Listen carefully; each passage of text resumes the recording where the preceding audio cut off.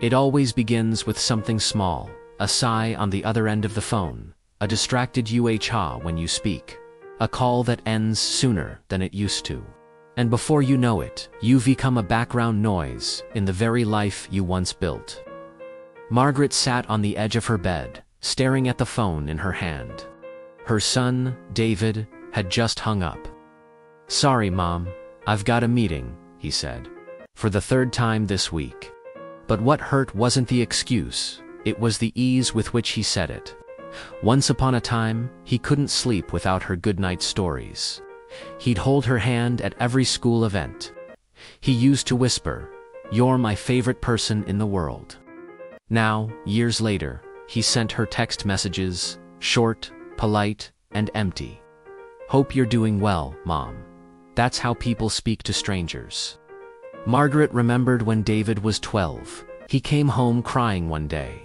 His friends had laughed at his worn-out shoes.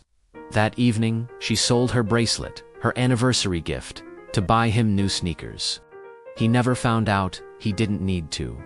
That's what love was, she thought. Quiet, unconditional sacrifice. But love, when it stays quiet too long, eventually goes unheard. We raise them to be strong, but we forget to teach them softness. We show them how to succeed, but not how to remember where they came from. And then one day, they look at us and don't see home anymore. It was her birthday. She waited all morning by the window, her hands resting on a wrapped gift, a book David once wanted as a child. She thought he might come, he didn't. At night, she blew out a candle alone. The room flickered once, then went dark again. She whispered, "Happy birthday, Margaret." The echo was her only reply. The cruelest part of growing old is not that your body slows down. It's realizing the people you raised no longer turn around when you call.